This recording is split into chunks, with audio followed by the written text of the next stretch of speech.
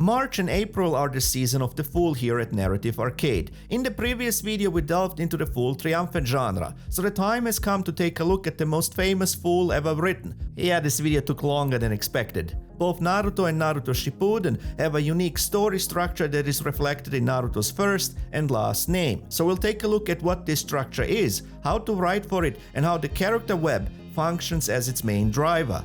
Because both anime have one of the strongest character webs I've ever seen, allowing Naruto to go on the perfect Fool's journey. Hence I'll also show you how to create and utilize a proper character web. Additionally, I'll also showcase how Naruto's journey is a great representation of Taoism. And finally, we'll do a deep dive into the Shinobi world and its constant state of warfare and fragile peace, because the world that Kishimoto created mimics the framework laid out by John J. Mearsheimer in The Tragedy of Great Power Politics. Yeah, this channel is run by a lunatic, so might as well go all out with the analysis here. Needless to say, there will be massive spoilers ahead. Hit the like and subscribe, it helps to get the word out. And the machine, it enjoys it like Hollywood producers enjoy their Bolivian marching powder. So let's not waste any time and jump into Ninjas! The show!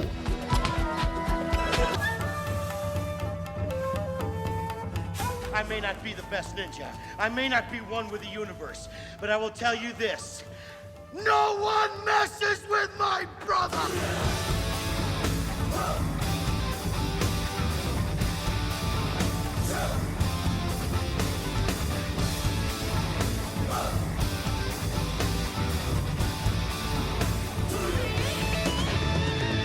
Welcome to the rice fields, motherfucker! Before we begin, there are a few things I need to clarify. The first being the question of filler. Filler or no filler? No filler. I'm omitting all the filler for a couple of reasons, besides the obvious one that filler isn't part of the dramatic arc of the core story. And that's what we are all about here, a complete dramatic arc. Filler also hurts the pacing and consequently the pacing of this video, but most importantly, it creates inconsistencies in the story. Also, once you remove the filler, midpoints and plot beats become apparent as they mimic exactly what's laid out in the manga. Next up is image quality. The original series is obviously not available in HD, and so I resized the image by 200%, presented to you in this frame within a frame format. And lastly, the question of dub. Now, I personally watch only subs, since dubs change too much of the flavor for me. Plus, I just love the pronunciation of English words. Patrol, opener! But for a better viewing experience, I'm gonna show you the dub here, unless the sub makes more sense in terms of translation. There is no perfect way, well, other than learning Japanese, I guess. Something is always lost in translation otherwise. I mean, you guys should watch the German version of Saw. Even with the English dub, it's just weird. Let's play a game. Your addiction to the poison you willingly inhale betrays a fundamental disregard for the precious gift of life. I offer you a chance at redemption with a focus on air. Your mask is equipped with a microphone, and the only escape lies in the pronunciation of a few simple words. You have 60 seconds to put those lungs to use.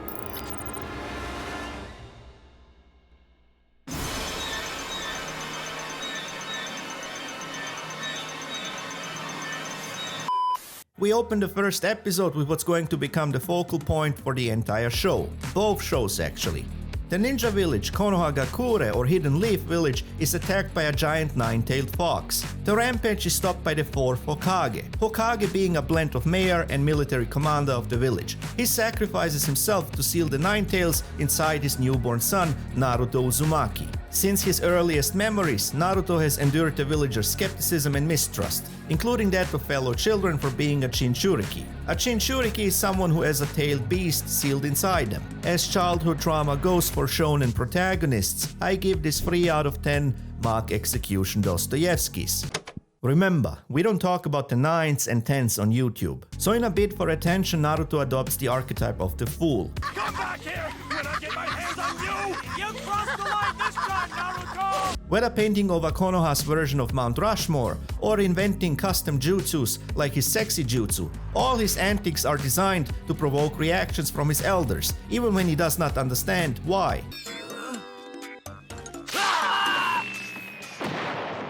One thing anime and manga handle quite different from Hollywood is character motivations, or the actual character spine that I keep talking about on this channel.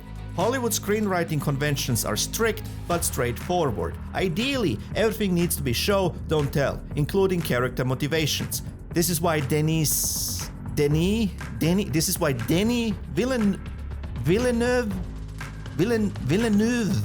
Hold on.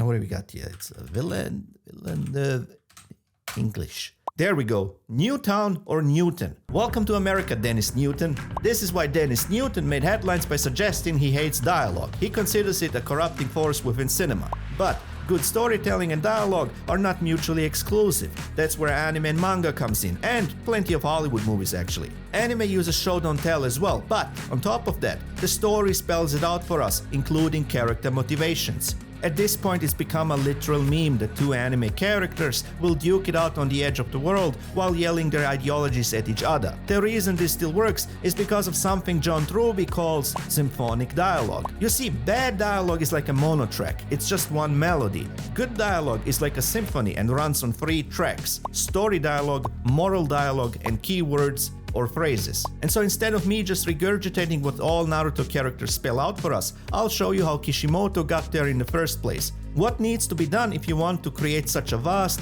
multi-layered universe with this many characters, and have the dialogue work in your favor? How do you get to this so-called symphonic dialogue? Well, for Naruto, the first hint lies in Naruto's name. In my video Why No One Knows How to Adapt Halo for Screen, I explained the various storytelling types as laid out by Blake Snyder. What I did not tell you is that this is just one way to organize all of storytelling. John Truby has his own way, and since the entirety of Anatomy of Story is inspired by an organic approach to storytelling, so is his version of story classification. He arranges stories according to basic patterns found within nature, and it all relates to how the plot unfolds. Linear stories are the most common ones. Meandering stories follow the path of rivers or snakes. Other types include branching stories, explosive stories, and finally, the one we'll dissect, spiral stories. And if you didn't know already, Naruto's name means maelstrom. And yes, his name is inspired by the fish cake on top of ramen noodles. But there are also the Naruto Straits, and Uzumaki means swirl or spiral. Their coat of arms is a spiral, and it's baked into the Hidden Leaf uniforms. A spiral story is one that keeps coming back to a singular event or focal point. Like a cyclone, we explore this focal point at ever-deepening levels until we discover the final layer of truth. So now that we know what shape Naruto's journey will take, it's time to identify what's going to drive it. Before we embark on even the first story arc, we need to find the fuel that's going to get us to the bottom of the cyclone. In order to get to the character web, we'll use John Truby's designing principle as laid out in the Anatomy of Story. It's what's going to help us identify the theme. With a proper theme, you can create a character web where no character is wasted. Everyone acts in service of the story, and that's where you want every story to be. We'll identify the designing principle for both Naruto and Naruto Shippuden. As per usual, we'll start with the premise. Naruto, an adolescent prankster ninja, struggles in a quest for recognition and dreams of becoming the Hokage. From the premise, you extract the designing principle. This is the basic action the hero will take through the course of the story. Naruto must develop his ninja skills and come to terms with a ruthless shinobi world while never compromising on his ninja way. The reason this is usually a very definitive statement is because it's the easiest way to ensure your story will make sense all the way to the end. If you know where your protagonist will end up, you simply backtrack all the steps to the beginning. This way, every scene and story builds up properly towards the climax. If you know what flaw your protagonist needs to overcome, you can avoid inconsistencies in your build-up. I use this method for my own screenplays, and it has served me well so far. Now, from here on, you try to find a proper theme. We'll do this after we get the designing principle for Naruto Shippuden, because I want to find a theme that's going to connect both, especially because many character arcs carry over and are completed in Shippuden. For Shippuden's premise, I got the following. Naruto, a teenage ninja and the ultimate fool, confronts a ragtag team of callous mercenaries as they force the shinobi world into war. With this, we can find the designing principle. Naruto must continue to develop his ninja skills as he battles a ragtag team of callous mercenaries while integrating his shadow to bring a friend back home. Yeah, it's a long one. I try to keep these down to one sentence because it's the through line connecting the entire story. With this you can avoid meandering or useless scenes. The designing principle should always have three elements: a protagonist, an obstacle, and a change, or the lack thereof. If there won't be a change, then you really must understand why to execute the story properly. With these you got your what and how, so now we need to find the why, which is the theme. Easy, right? Well, it's actually the toughest part of this entire exercise. It took me weeks watching both anime to figure out the theme. There are a couple things I want to clarify about the theme before I show you what I came up with. Something I missed to mention in my Halo and Attack on Titan videos is that every story has obviously multiple themes played out. This one singular theme serves a particular purpose. It fuels the character web. And subtext if you want to use subtext. While all the other themes will come about naturally as the plot unfolds, this is the one you'll use for a moral argument as laid out by John Truby. Once you have identified the moral argument, you lay out every possible permutation and every argument for or against it. Then you line up all your characters accordingly, each character serving one element of this moral argument on a moral compass. This is how we get to that symphonic dialogue I mentioned earlier. The opposite would be something like this. You've got to do better, Senator. God, I always forget that they managed to give a superhero the most unheroic and passive line imaginable. He sounds like a kindergarten nanny, and not the kind that inspires. You're not gonna have your mommies run behind you anymore and wipe your little douches? Oh no, it's time now to turn this mush into muscles. So in the case of Naruto and Shippuden, I needed to find a theme that fulfills two objectives. A. Cover every character. We are talking dozens of characters here that all need to be connected through one theme, be it in opposition or affirmation to each other. And B, the theme must allow for the Tao. Don't worry, I'll explain what Taoism is once we get to the nitty-gritty of every main story beat and how they manifest the Tao. So what I came up with is the following. The child who is not embraced by the village will burn it down to feel its warmth. On the surface, this feels like it ain't enough. But this theme acts like a Russian nesting doll. Baked into it is the individual, as well as every variation of the village. The village could be your clan or family, the village itself, the nation, and the world as a whole. And this statement also offers a pathway for the Tao, because what follows is obvious. What village does it take to prevent its own destruction? Or in other words, what warmth is necessary to embrace the child? That is all baked into this theme, and I'll show you how every character aligns with it. From the very first moment Naruto appears on screen, all the way to Madara, Hashirama, and the Sage of the Six Paths. So once we have the theme, we can create the moral compass, and it's going to look like this. The first two axes are fairly easy. Embraced by the village, rejected by the village. Embraces the village, rejects the village. This already covers a lot of characters. Now, Sasuke, Obito, Kabuto, Danzo, and Kaguya are extremes that needed their own space, so I added two absolutes. There is no village. There is only the village. Danzo and Kaguya are actually two sides of the same coin. I'll explain this once we get to the endgame of the entire story. The only person left is Itachi, and he caused me the biggest headache. Itachi is tricky because he's pitted against the village and his clan, who lives inside the village. And he's embraced by both as a child. Only once I got to the last two seasons did I realize where Itachi belongs on the compass. Right in the middle. Itachi's life is the consequence of the negation of the ideal village. The ideal village pulls all these elements into a perfect balance. The ideal village follows the Tao. But right now they're moving away from each other, so the consequence is Itachi. Built into this is also everyone's journey or arc. If a character does change, we know where to place them. One last thing I just want to mention is that this compass is just one way to do this. You can create the four-corner opposition map or just write everything down as a guideline, whatever gets you to the symphonic dialogue and a coherent story. Otherwise, we'll just get more of this. You've got to do better, Senator. With the pre-work done, we can finally take a look at the actual story. Now that we know what's going to fuel this cyclone, we can finally look at the framework behind it. What is inside the eye of the storm?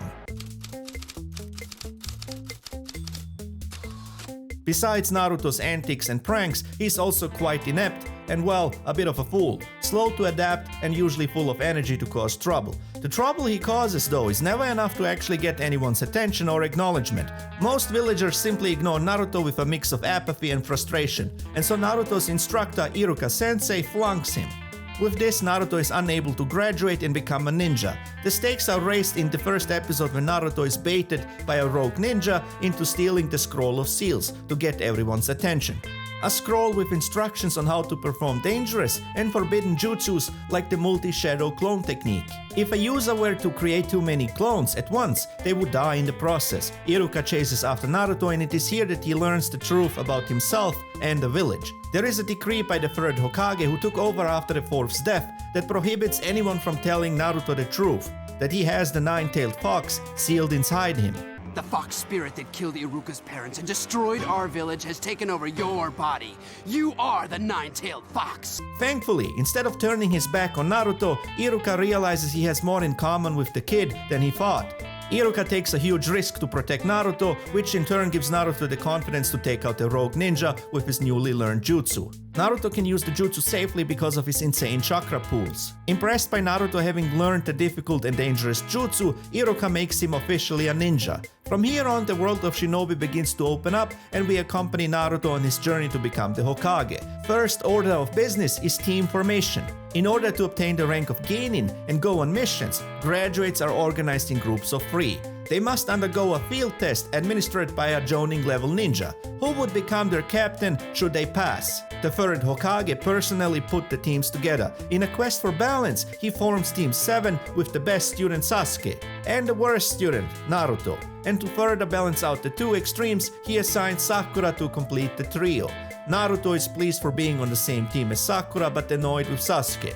Sakura is delighted to share the same team with Sasuke but is bothered by Naruto, and Sasuke views both as a nuisance. So we got the perfect triangle of unrequited love going.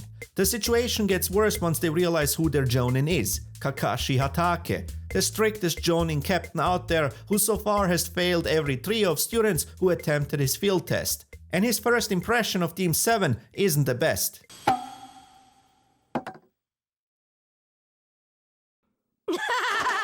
I got him! He totally fell for it! Before they undertake the field test, Kakashi wants to learn more about everyone. He discovers fairly quick how single-minded everyone actually is. Naruto just wants to become the Hokage, with no clue how to get there. Sasuke is obsessed with killing one man, his older brother Itachi, who massacred the entire clan, leaving Sasuke as the sole survivor. And Sakura just keeps swooning over Sasuke.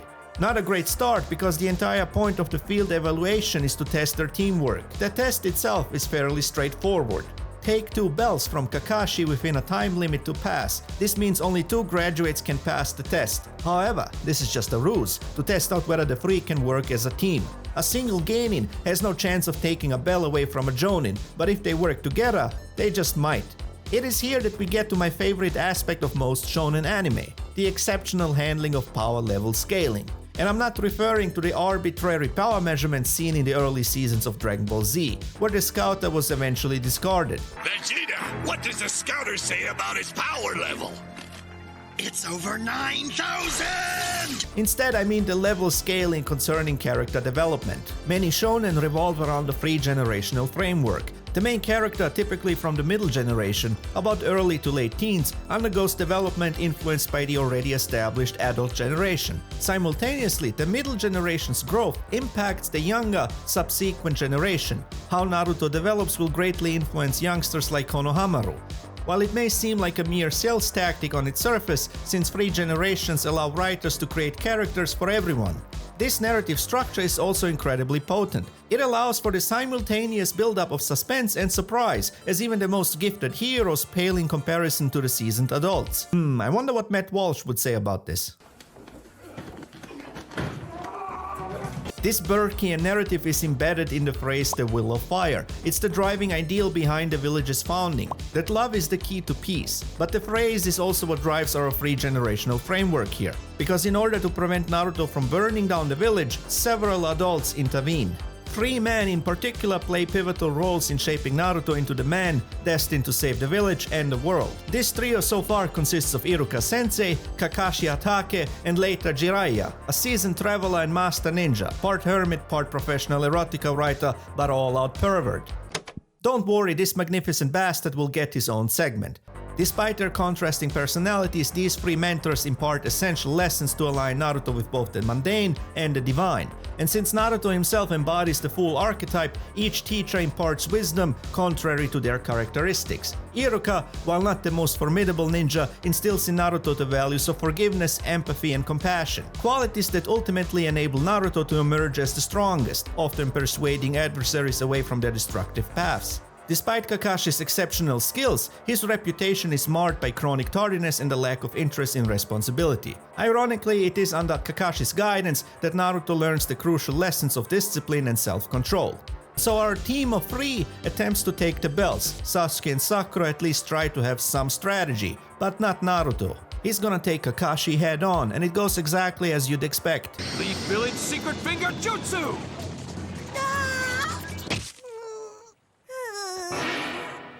1,000 years of death!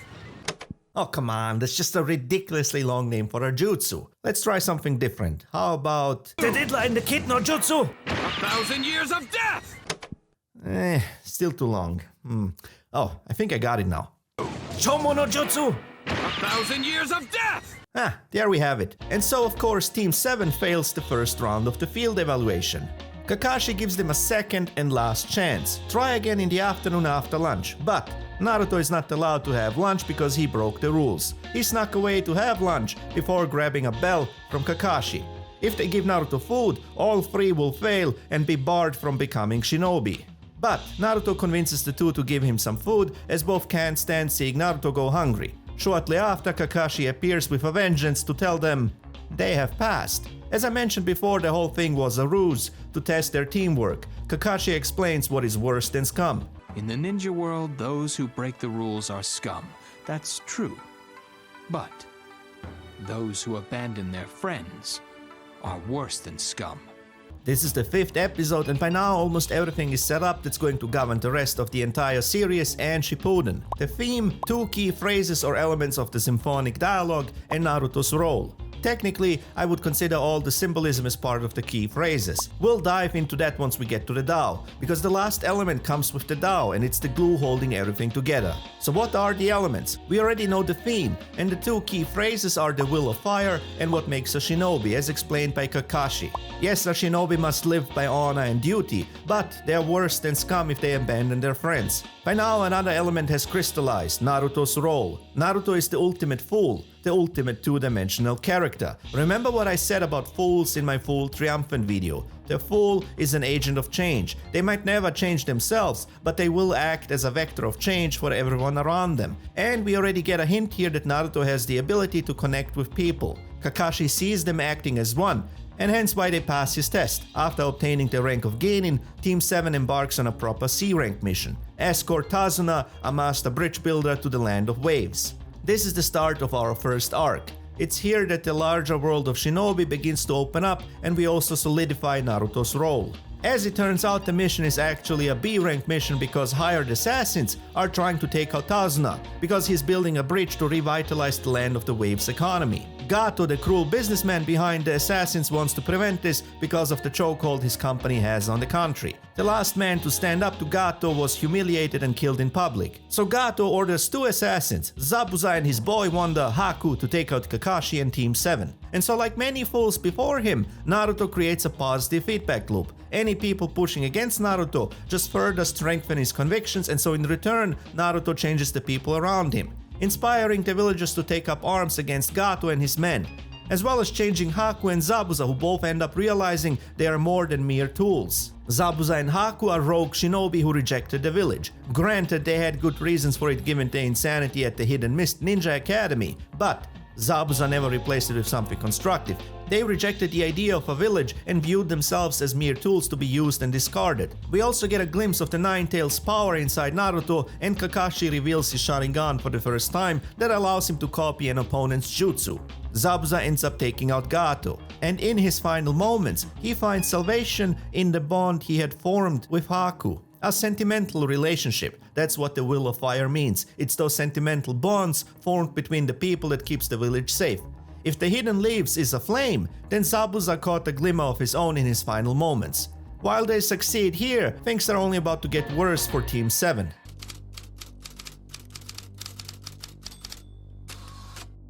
The Chunin exam arc takes us into the second act of the original series. From here on, it's a continuous build-up towards the series' midpoint. Lands across the Shinobi world send their best gaining to participate. There are 3 stages, a written test, a survival course, and a tournament. If Naruto is an unstoppable force, then he's about to meet an immovable object, Orochimaru. This guy, or rather snake, sits at the outmost extreme of the theme. There is no village, there is only me. After his parents died, Orochimaru became obsessed with immortality. He lives for one quest, to uncover every jutsu. He wants to unravel the secrets of the universe, unravel the very foundations of reality itself. And so one of his spies, Kabuto, joins the exam to gather intel on everyone, including intel for a potential new host body. Like a snake, Orochimaru has shed his old body and needs a new host every 3 years as the victim's body deteriorates. You know, there is easier ways to learn that there are no solutions, only trade-offs. Somebody should have given Orochimaru a Thomas Sowell book. And so after Naruto puts up a decent fight, Orochimaru seals the Nine-Tails chakra off,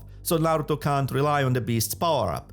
In a last-ditch effort, Sasuke awakens his Sharingan and Sakura does what most of us would do given the situation. Stand around and be useless. Seeing Sasuke as a potential new host, Orochimaru imprints the curse seal on him for 2 reasons. First, to test Sasuke's body, to see if it can withstand being taken over. And second, to corrode Sasuke's mind with the curse seal. This way he can take over a host more easily. The curse seal also boosts a victim's chakra and strength, which in return will be the very reason why Sasuke seeks out Orochimaru, to gain more power to kill his brother Itachi. Luckily for Team 7, Orochimaru retreats. There is a major change at this stage of the arc as well, and it falls on Sakura. Since both Sasuke and Naruto are out of commission, Sakura must finally step up and fight to protect them. It's the positive feedback loop in action. Naruto never surrenders, which in turn pushes Sasuke to new limits. If she wants to keep up, she has no choice but to push past her limits as well. Afterwards, Team 7 joins up with Kabuto. They do not know yet who he really is. To be fair, neither does Kabuto.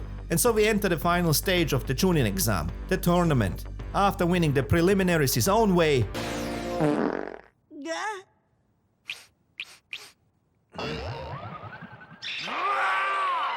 Naruto will be confronted with 2 extremes, which are actually 2 sides of the same coin, Neji and Gaara. Remember our theme, what is the ideal village? Well, it ain't the one Neji and Gaara live in. During the preliminaries, there are several people who rise to the occasion, but I would argue that only Hinata changes this time. Hinata is shy, gentle and insecure, and she belongs to the main house of the Hyuga family, where she's expected to be anything but gentle and insecure. She's also in love with Naruto, and of course he has no clue. Hinata's opponent is Neji, who is her cousin and part of the branch house. Neji views Hinata as a failure and almost gets her to forfeit the fight, but the positive feedback loop is always active, and so Hinata chooses to fight.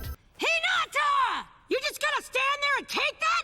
Do something! You're driving me crazy! She fights until she almost dies from organ failure. And I think this is the core difference. Both Sakura and Ino gained more confidence, but they continue a path they were already on. Rock Lee is technically another 2-dimensional character, lacking an internal flaw. His inability to use ninjutsu is not the same as an internal flaw in a 3-dimensional character. Remember, 3-dimensional characters have a character spine, consisting of an internal need and an external want. Only when they overcome their need will they get their want. A 2-dimensional character continues the path of their external want and simply changes the character spine of the 3-dimensional characters around them. Rock Lee is no exception. Him pushing his physical limits is not the type of change Hinata goes through. Her flaw is that she is too shy and gentle in a world filled with ruthless shinobi. She needs to find a balance, which she does by taking Neji head on, facing death head on. This also shows Naruto that Neji means serious business. If he wants to defeat Neji, he will need to train much more. With a month between the preliminaries and finals, Naruto is about to meet the man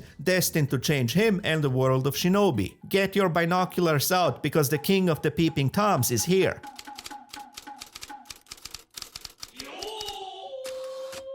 As masters go, I would consider Jiraiya my personal favorite. Martial arts masters are usually eccentric kooks living on the margins, and Jiraiya is no exception. So to give us a quick rundown on Jiraiya, I have invited my good friend, the Gumption Guy. Alright you guys, Selvier just brought this dude to my attention, and he is the Gumption Guy of the day. First of all, this guy holds the Guinness Book of World Records for the most erotic novels ever published by one writer. Stephanie Meyerchick, she doesn't have shit on this guy. This dude trained next to Orochimaru and Tsunade, and when his Hokage told him that he needed to be more like Orochimaru, gave him some stupid suggestions. You know what he did? He invented a new escape technique called the transparent escape, which he basically just used to spy on naked women. When I spy on naked women, it's completely frowned upon, but when this guy does it, he's applauded and rewarded it. One time, Jiraiya tried to summon an animal companion without a contract because, who wants a paper trail, okay? And all that happened was he was sent to the Toad Realm. The last time I was in the Toad Realm, it was because of DMT. And naturally, he trained a bunch of sage skills over there and just became another master on a whole other level of the animal kingdom. This man's two greatest feats. He can use a ninjutsu to turn his hair into a porcupine-like spike, and he also survived spying on Tsunade. Nobody spies on Tsunade and lives. All of these things combined make Jiraiya the gumption guy of the day, reminding us all that you need to go out and develop your own special techniques.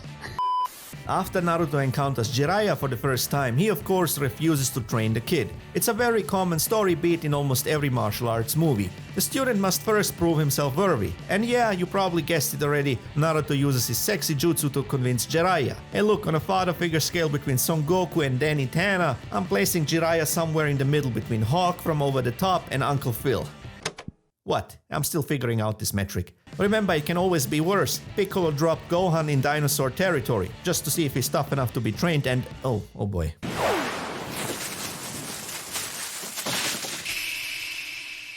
As I mentioned before, Jiraiya is the one to align Naruto with the divine. He removes the seal placed on Naruto by Orochimaru and teaches him better chakra control and how to utilize the Nine-Tails chakra to summon a toad. At first, he's only able to summon a tadpole, but as he further taps into his chakra pools, he finally manages to summon a tadpole with legs. You see? This one's got legs! Great! Now just give it 2 arms and a brain and maybe I can train it! Poor performance requires extreme incentive, and so Jiraiya pushes Naruto into a canyon, hoping that facing death head-on will allow Naruto to draw out more of the Nine-Tails chakra. I'm still not sure he knew this would actually work out, but luckily for the world of Shinobi, it did, and so Naruto summons Gamabunta. After passing out from an all-day long Toad Rodeo, Naruto wins Gamabunta's respect and is ready to take on his first opponent, Neji. The later confrontation is with Gaara, the Jinchuriki of the Hidden Sand Village. He has the One Tail sealed inside him and has been suffering from insomnia ever since. If he falls asleep,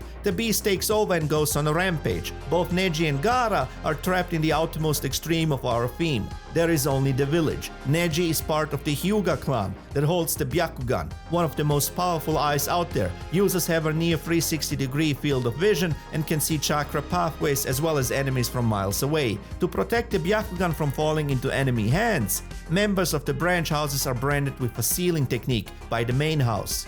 If they die, the Byakugan is sealed away and enemies can't study it. But the seal is also used to discipline members of the branch houses. This way they are forced to live in serfdom. The main house can use the seal to cause excruciating pain, and in the worst case, even frying a branch member's brain. As a quick side note, in the manga version, the seal is a counterclockwise running swastika. If you didn't know, the word swastika comes from Sanskrit and means conducive to well-being.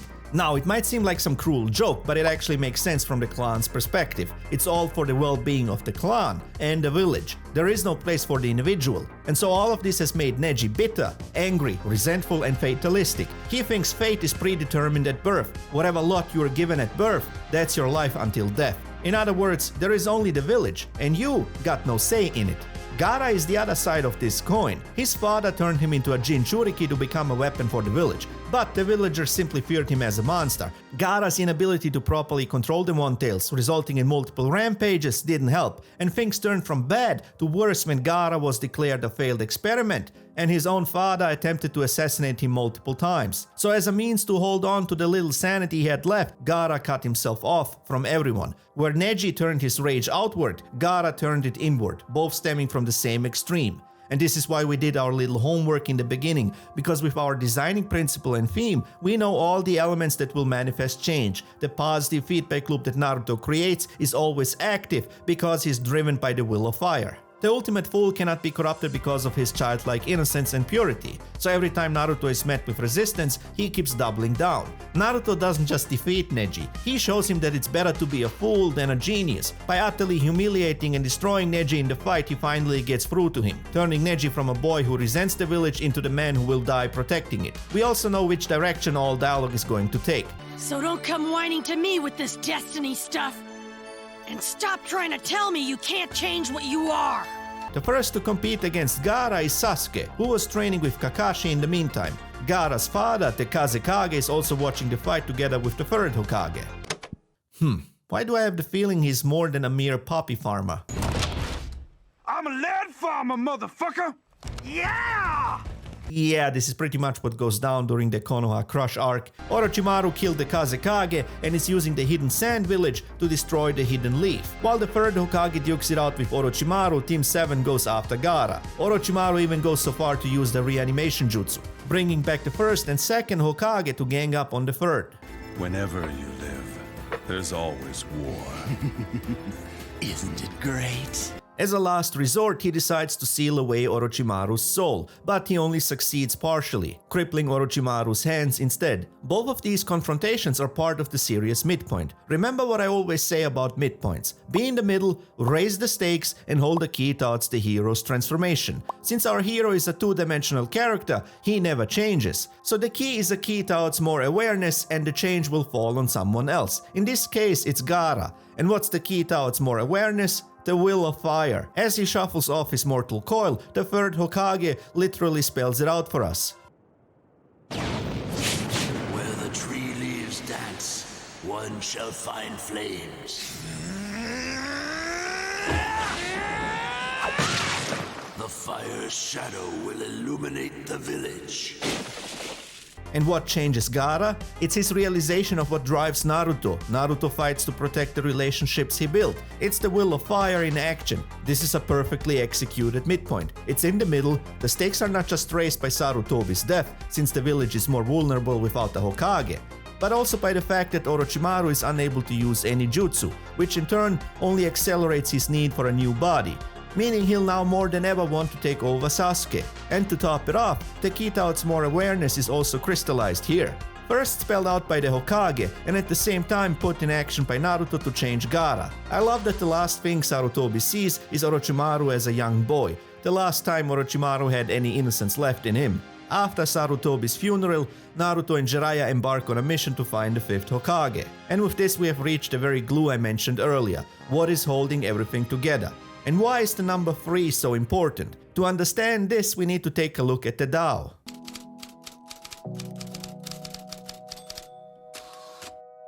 The Tao means the path or the way. Understanding the Tao or Tao is actually not that difficult. It's just very counterintuitive, and most people on this planet do not follow the Tao and are the farthest removed from a Zen master. Taoism focuses on living in harmony with the Tao, which is generally understood as the impersonal, enigmatic process of transformation underlying all of reality. Easy, right? Yeah, okay. Let's make it visual. You have heard of yin and yang.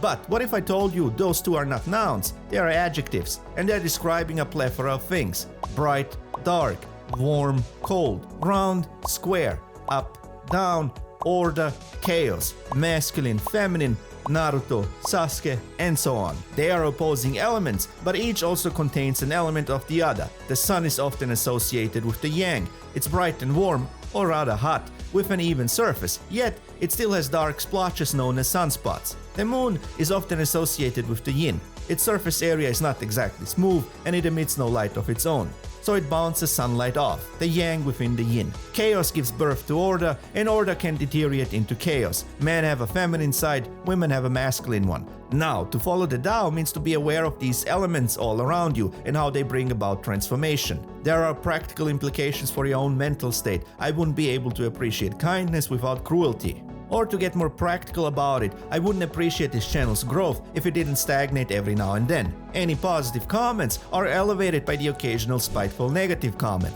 This means that in order for you to live a good life, you must be rooted with one foot in chaos and one foot in order. Ideally, you should have a home to retreat to, but at the same time you also want to challenge yourself by going into the unknown or the unexplored. If you don't, Well, that's the source of anxiety for so many people. Imagine someone sent off into early retirement. They got no purpose left, nothing but order.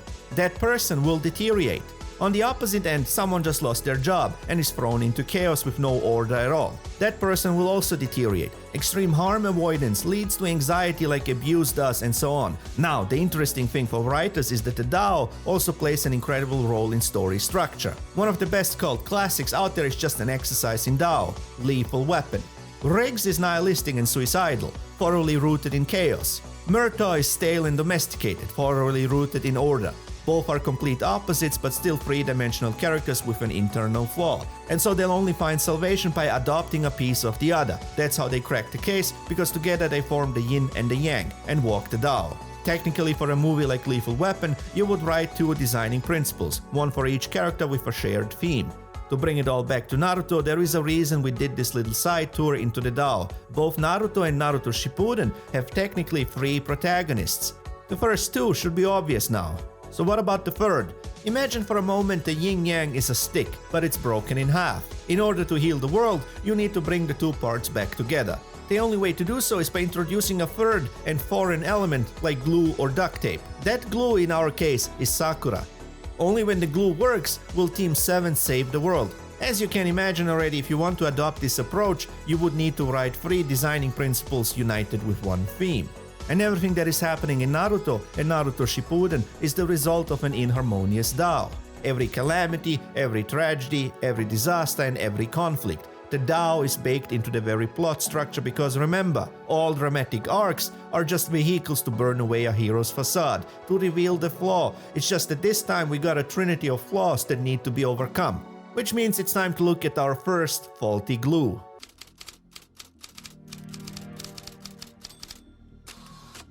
There are always 2 good reasons to listen to every word Tsunade has to say. Tsunade is one of the 3 legendary ninjas and in the league with Jiraiya and Orochimaru. All 3 were trained by Sarutobi and made a name for themselves during the Second Great Ninja War. With exceptional chakra control, Tsunade can amplify her strength and is a force to be reckoned with. She's also a master medical ninja and has developed what is considered the pinnacle of medical jutsu, the creation rebirth, the ability to heal any injury instantly. But it comes with a price. The ability shortens a user's lifespan, so while she may be in her 50s, her actual appearance is much older and wrinklier. Hence why she maintains a youthful facade with a transformation jutsu. During the Second Great Ninja War, 2 people close to Tsunade died in battle. Nawaki, her little brother, and Dan, her lover. Because she couldn't stop Dan's severe blood loss, she developed a fear of blood. As a result, she gave up on any medical endeavors and the village. Instead, she drowns her sorrows in booze and gambling halls, thinking that being Hokage is a fool's job, because both Nawaki and Dan wanted to be the Hokage,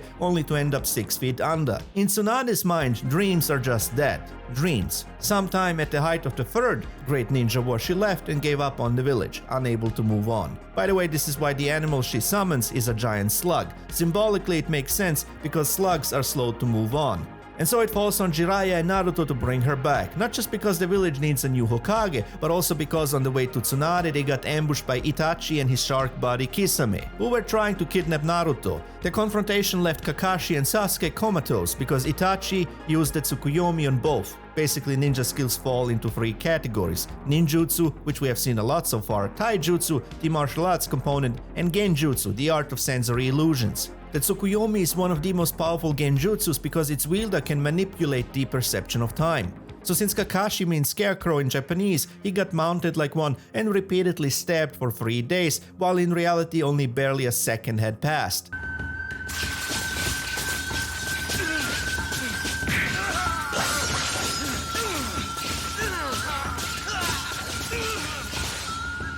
Sasuke was forced to relive the day his entire clan was massacred by Itachi. Wonderful stuff, and now only Tsunade can help them recover because the normal Hidden Leaf medics are overwhelmed with the situation. But as expected, Tsunade keeps throwing her savings away in gambling halls and has nothing but ridicule left for Naruto. This arc is one of my favorite ones because it is here that all the elements we discussed so far start to interlock. You might have noticed that the 3 legendary ninja represent an eternal deadlock. They are named after characters from an old Japanese folk tale, but the concept goes back to an older variant of rock, paper, scissors. The frog is afraid of the snake is afraid of the slug, and the slug is afraid of the frog. Or as my wife likes to call it, canine bites cow, deputy tases canine, cow kicks deputy. What? She grew up on the countryside, that's how they play it there. This deadlock means that the only way forward lies in unity. Because Tsunade could not act as the glue she was meant to be, Orochimaru and Jiraiya simply drifted further apart. Things are about to escalate when Orochimaru seeks out Tsunade's help as well. He gives her an ultimatum to heal his arms, and in return, he'll bring back Nawaki and Dan from the dead. The broken yin-yang results in the perversion of the natural order. This symbolism reflects, well, everything. As a side note, you see it in Dragon Ball Z too, on Namek. Here the animal kingdom is represented by a frog, the people are basically slugs, and the divine is a dragon. Now, I have explained why Tsunade summons a slug. Orochimaru and the snake are quite obvious, but why is the summoning animal of the fool a frog? You see, the frog is a peculiar animal. It defies category. The frog sits in between, part water, part land.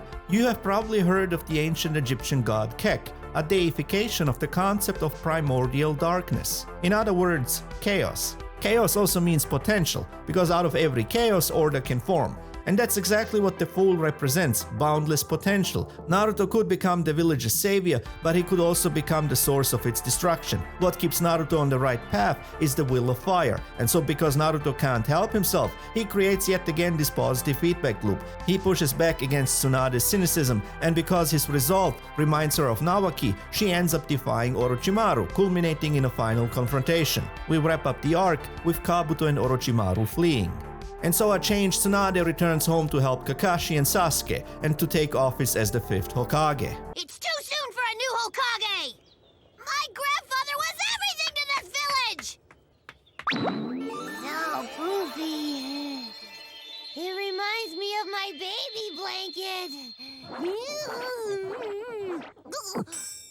And this was the day Konohamaru discovered there is more to life than playing hide and seek.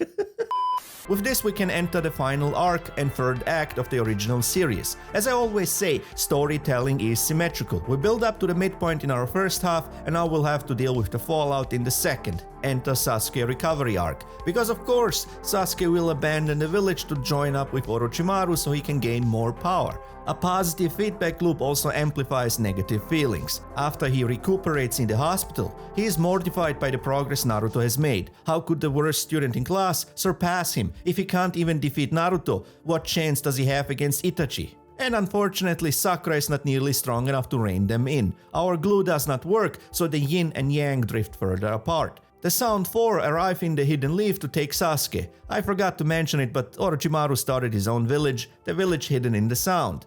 It's less of a village and more of a secret Mengele-style lab for his insane experiments, well, multiple labs. I could do an hour-long video just on this one arc alone, but since only a fraction of the events is about Naruto, and this video is mostly about Naruto's journey, I'll keep it brief here. The recovery team consists of 5 Leaf Shinobi with Naruto included, and each is basically giving Naruto enough time to catch up with Sasuke while they duke it out one-on-one with the Sound 4. The final confrontation between Sasuke and Naruto is the very meme magic I mentioned in the intro on symphonic dialogue.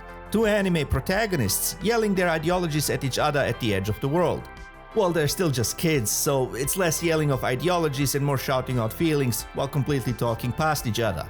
It's like the average Twitter fight. The one thing I'm very certain of when it comes to storytelling is that when you do the legwork in the beginning, the story basically writes itself. The dialogue writes itself. There was no other outcome than this because every element was set up to ultimately build up to this confrontation, from the faulty Dao to Naruto's positive feedback loop. The Shinobi world can only heal when Team 7 aligns properly with each other. Even after defeating Naruto, Sasuke can't bring himself to kill him. Yes, he stopped because the curse still takes a toll on him, but shortly after we find out that Sasuke would not kill his best friend to awaken the Mangekyo Sharingan. He'll do it his own way. Deep down, both know they need the other because each has a piece of the other. Naruto sees a brother in Sasuke because Sasuke lost his family and Naruto grew up as an orphan. Opposite, Sasuke thinks Naruto can't ever understand him precisely because he's an orphan. He never experienced the loss of a family like Sasuke. It's a perfect yin and yang of character.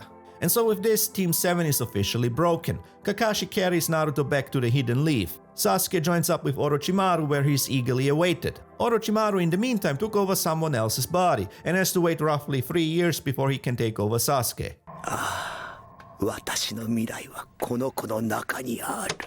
That is some Frank Reynolds level poor choice of words. You gotta pay the troll toll. If you wanna get into that boy's hole, you gotta pay the troll toll to get in. Sakura asks Tsunade to be trained, realizing if she wants to keep up, she must do much more. And so for the next 2.5 years, each member of Team 7 is trained by one of the legendary ninja.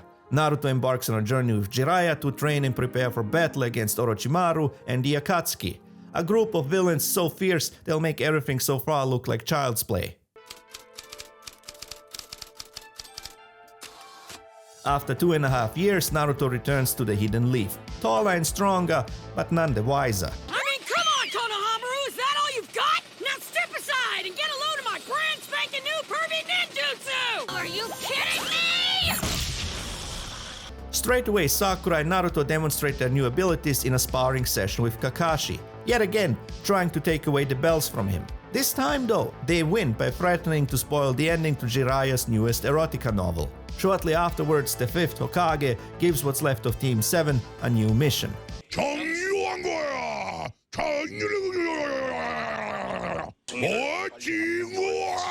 Tsunade tells them to head out to the Hidden Sand to help rescue Gaara, who is now the 5th Kazekage. Gaara was kidnapped by 2 Akatsuki mercenaries. The Akatsuki is an organization hell-bent on extracting all the tailed beasts from Jinchurikis. For us to understand the Akatsuki and why they exist in the first place, we must understand the world of Shinobi at large. There are multiple villages and nations, all in conflict with each other. To understand why, I have asked my weird aunt with weird healing crystals for help, not because she's an expert in international politics, but because she can use her witchcraft to bring somebody back who is. Through a seance, I was able to ask the 42nd Anglikage from the land of narrow water some questions. He knows a thing or two about international relations and warfare because he has seen a thing or two.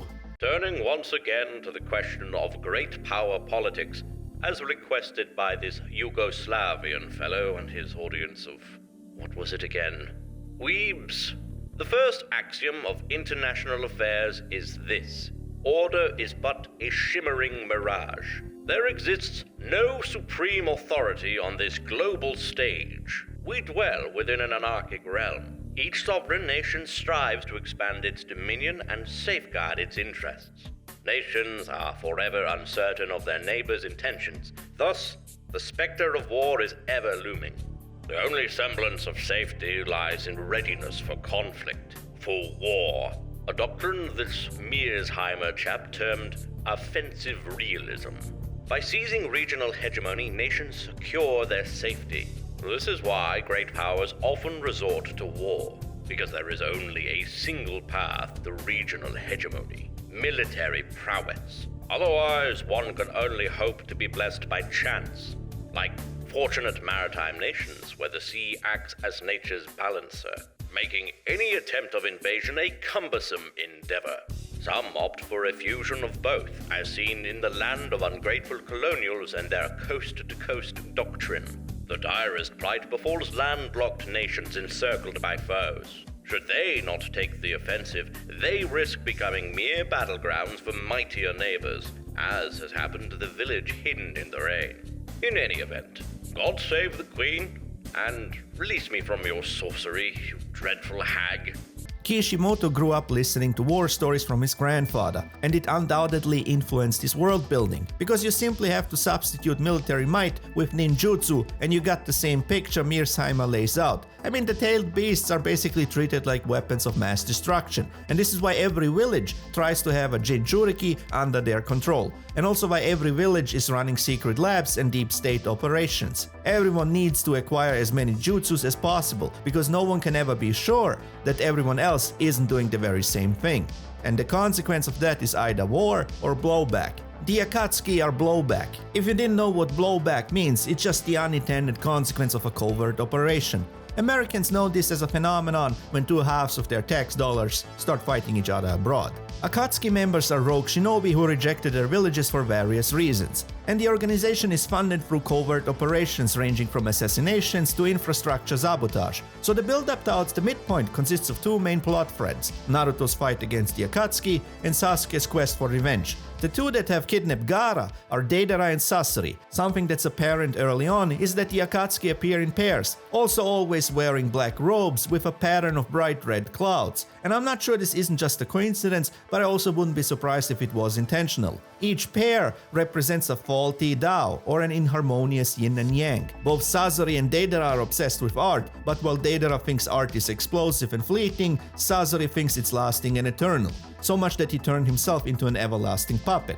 On the other hand, Deidara creates clays that explode using his, I guess, Unabomba no Jutsu, and so they never find common ground, just continuous bickering. Hidan and Kakuzu have both gained immortality by sacrificing others, but while Hidan orients himself towards the divine and his evil god, Kakuzu orients himself towards the mundane and money, so they both bicker. Itachi and Kisame are both known for massacring their fellow villagers, but while Itachi views it as a tragedy, Kisame sees it as part and parcel of living in the world of Shinobi. Now, I don't know if Kishimoto was aware of this when he paired the Akatsuki. I couldn't find anything online, so feel free to share your thoughts in the comments if you know more. Unfortunately, Team 7 arrives too late. The tailed beast was already extracted from Gaara, killing him in the process. Naruto and Kakashi go after Deidara, and Sakura teams up with Granny Chiyo from the Hidden Sand against Sasori. She also happens to be Sasori's actual grandmother and a puppeteering master.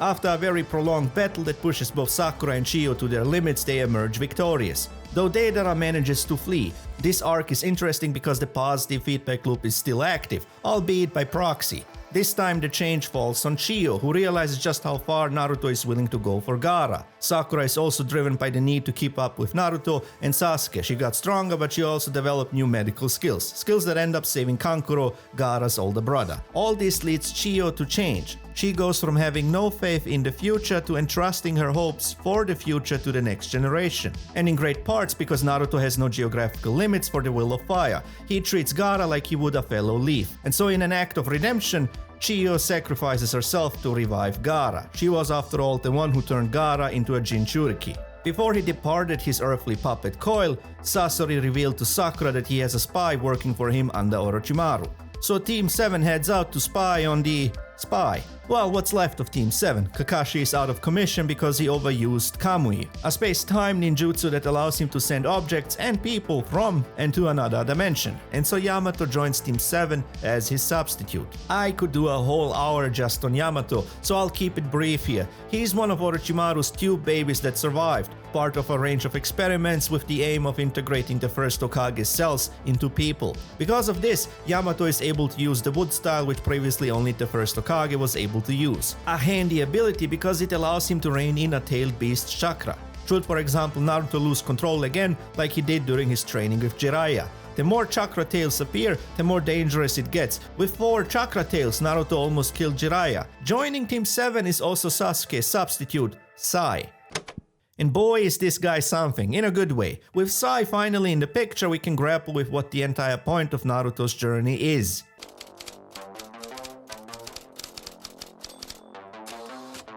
Team 7 arrives to the meetup with the spy, and as you probably expected, it's Kabuto acting as a double agent. Orochimaru makes the grave mistake of taunting Naruto about Sasuke's fate, which just brings out the Nine Tails as puberty tends to hit fools harder. Things continue to escalate as Naruto is unable to control his emotions. The situation goes from bad to catastrophic when Sai seemingly defects to Orochimaru's side. Team 7 tracks down Orochimaru's hideout, only to discover that Sai was sent to assassinate Sasuke. And then everything blows up.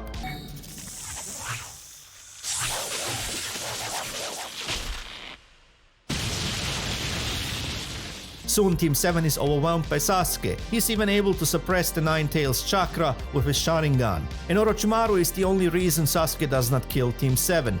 As Orochimaru suggests, it's best to let them fight the Akatsuki for them. And yet, even during a low point like this, Naruto's feedback loop is still active. This time the change falls on Sai, who belongs to the Root, or the Foundation in the English dub.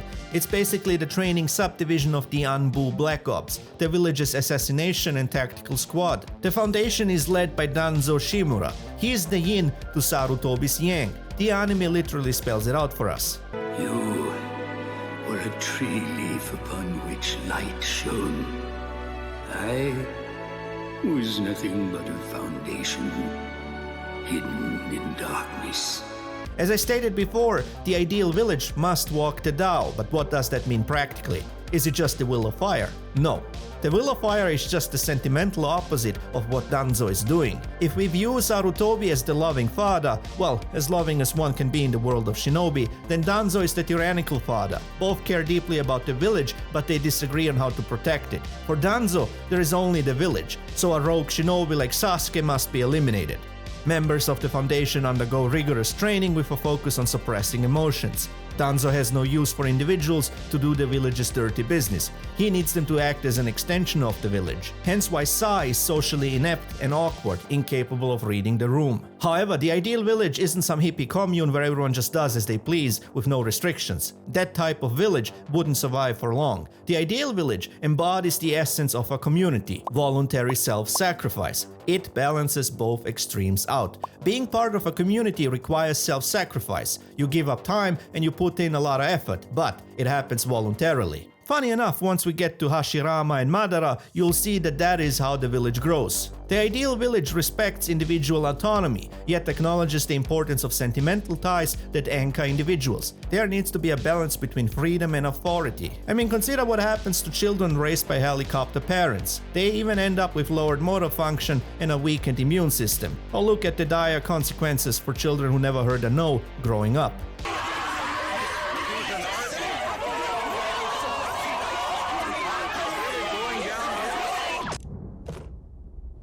We're leaving. Someone like Sai embodies extreme detachment, lacking sentimental ties. Sai's quest involves rediscovering emotions and understanding the will of fire, seeking a balance. He sees these qualities in Naruto and vows to aid him in bringing back Sasuke. The arc that follows showcases this balance as well. I would argue that Shikamaru and Asuma's relationship is the ideal village in action. Asuma, the third Hokage's son and leader of Team 10, recognizes Shikamaru's genius level IQ early on. Hence why Shikamaru is so often bored and has the temperament of an old man. But instead of trying to change Shikamaru, Asuma plays to his strengths. Literally, I mean they play shogi every 3 minutes they have. With this, Asuma boosts Shikamaru's strategic thinking while also imparting the will of fire through conversation. It all culminates in the final battle with Hidan and Kakuzu. By the way, if you didn't know, Kakuzu means bishop and Hidan means rook. And how does Shikamaru emerge victorious? In shogi, Shikamaru's strategy involves using a pawn to defeat the rook and bishop. And who ends up being the pawn in battle? Himself. So in other words, the character that understands that the basis of community is voluntary self-sacrifice, and it's also what keeps the community alive, defeats the characters that sacrifice others to keep themselves alive. So the harmonious Tao triumphs over discord. Oh, and it helps that Naruto drops a nuke on Kakuzu.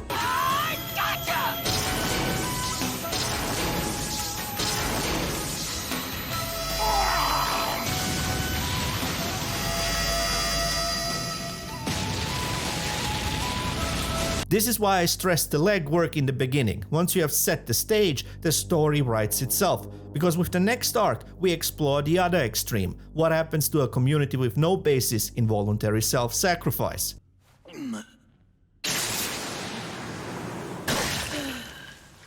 While it disintegrates quickly. After revealing his true form to take over Sasuke, Orochimaru is absorbed by his protege instead. The hidden sound village dissolves soon after when Sasuke frees all the lab rats. Even Kabuto simply walks away, devoid of purpose, though I doubt this will be the last of him. And so Sasuke heads out to find and kill his last sentimental bond. Granted, it's a bond fueled by immense hatred. While on the search for Itachi, Sasuke takes out Deidara in a little spat that ends up changing the topography of the entire region. With this, 4 Akatsuki members have now been taken out. Deidara was paired with the newcomer Tobi, an inept fool, or so it seems. Tobi intercepts Naruto and friends on their way to catch up with Sasuke. And while Tobi appears quite foolish, he has astonishing teleportation skills. In a way, they work like Kakashi's Kamui. I'm sure that's just a coincidence. And so the two brothers duke it out on the edge of the world while shouting their ideologies at each other. This is one of my favorite fights in Shippuden. It starts with a series of genjutsu misdirects before going all out. And tragically, this fight too is a consequence of a broken Tao. Remember what I said in the beginning, Itachi is the consequence of the negation of the ideal village. The hidden leaf, in its current state, does not follow the Tao. Itachi, a former Anbu member, was ordered by the village elders to exterminate his entire clan, the Uchiha. The Uchiha were plotting a coup due to deep-seated mistrust between their clan and others, blamed for the Nine Tails attack because of their Sharingan's ability to control tailed beasts. After the rampage, the Uchiha were relegated to the village outskirts. This just stoked the flames, and so to avoid a prolonged civil war, Itachi was ordered to kill every Uchiha, including his parents. This is the path you have chosen. Compared to yours, our pain will be over in an instant. But the one person he could not kill is his little brother, Sasuke. To shield Sasuke from the truth, Itachi played the part of a psychopath, pretending to only want power in Sasuke's eyes because of the Mangekyo Sharingan side effect, blindness. Itachi knows that if Sasuke ever finds out the truth, he will burn the village down. This will become Sasuke's key for transformation at the midpoint once he does end up learning the truth. And even here Naruto's feedback loop is active. Before the fight, Itachi confronted Naruto. He wanted to understand why Naruto is so obsessed with Sasuke and how he would react if Sasuke turned against the village. Fortunately for Naruto, Itachi approved of his response. I would defend the village, and I'd find a way to stop Sasuke without killing him! Now, Naruto does not change Itachi, but it's here that he decides to put Sasuke's fate in Naruto's hands. He knows Naruto will relentlessly pursue Sasuke to bring him back home. Remember, Itachi put the village above everything else, even his clan and himself. He joined the Akatsuki to spy on them for the third Hokage, and so in his final moments, Itachi breaks character. With Itachi's departure, we can finally talk about Shippuden's midpoint. Well, actually there are 3 midpoints to consider, given that we have 3 main characters. Sasuke's midpoint happened shortly after his battle with Itachi. He is taken by Tobi, and yeah, Tobi ain't a mere fool. He claims to be Madara Uchiha, the co-founder of the Hidden Leaf. This little bit of info was already revealed after Deidara's death. Madara tells Sasuke the truth, that he aided Itachi in the Uchiha massacre.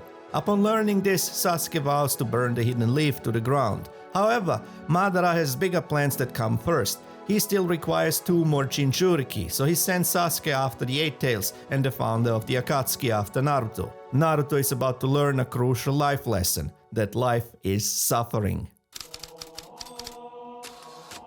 At the same time, when Naruto and friends were chasing after Sasuke, Jiraiya investigates the leader of the Akatsuki, a man simply known as Pain, who resides in the elusive Hidden Rain village. Tsunade reluctantly approves Jiraiya's mission, not that she could stop him if she wanted, but their goodbye feels very melancholic here. I mean, come on, this is Jiraiya, the pervy sage, the gallant, the master ninja, he'll survive anything, right? Right?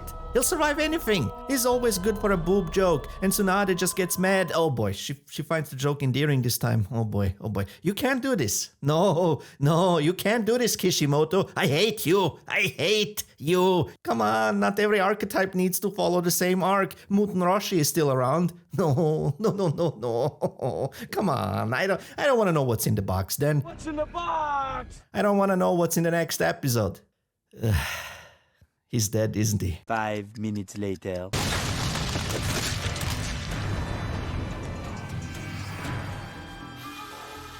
The moment Jiraiya infiltrates the Hidden Rain, he realizes just how odd and spooky the entire village is. Pain is revered as a god, and there are 6 Pains, each in possession of the Rinnegan. Considered the most powerful of the 3 great eyes, so far we have seen the Sharingan and the Byakugan in action. As the legend goes, the first person to wield the Rinnegan was the Sage of the 6 Paths, who could move heaven and earth with his powers. And it is said that in times of chaos, the Rinnegan is sent from the heavens to either manifest in a god of creation, to calm the world, or in a god of destruction, to destroy it. So just what exactly are you? We are pain, that's all. We are gods. It does not matter what Jiraiya throws at Pain, they outmaneuver every jutsu, acting in unison, seemingly without a blind spot. But after taking out one Pain, Jiraiya realizes something. These are people he fought before, and so in his last moments Jiraiya leaves a coded message behind for the Hidden Leaf. about Pain's true identity. Jiraiya also dies with a smile on his face, and I'll explain why once we get to the actual midpoint. News of Jiraiya's death reaches the Hidden Leaf, and Naruto reacts with a mix of anger and sadness, blaming Tsunade for allowing Jiraiya to go on the mission. Thankfully, Iruka-sensei has the right words for Naruto. All Jiraiya ever had was praise for you. He always boasted about you. He kept saying that you were like his own grandchild. It's true, he had faith that you were the one who'd inherit his will. And he truly believed that you would become a wonderful Hokage one day. And so while everyone else tries to decode Jiraiya's message and the one Pain he killed, Naruto heads out to the Toad realm to train with one of the great Toad sages. Naruto needs to master Sage Jutsu, a form of power-up that draws nature energy, resulting in stronger bodies and ninjutsu. Wait, hold on. It hardly hurts at all. Soon after, Pain starts his assault on the Hidden Leaf, causing a rampage while interrogating people about Naruto's whereabouts. Even Kakashi gets taken out by Pain. I'll be honest, I didn't think for a second Kakashi is actually dead here, even when he meets his father in the afterlife. His arc is not finished. At the same time, Danzo has the brilliant idea of taking out the messenger frog who was about to call back Naruto. Danzo thinks it's the best to keep Naruto away from the village. This way the Akatsuki can't extract another Jinchuriki. But once Pain talks to Tsunade, he figures out that Naruto left the village. The Leaf Shinobi also deciphered Jiraiya's coded message. The Pains are corpses controlled by someone else via chakra rods that act as receivers. And as Tsunade argues with Pain, he decides to teach the Leaf the true meaning of pain. This world shall know pain. Almighty push!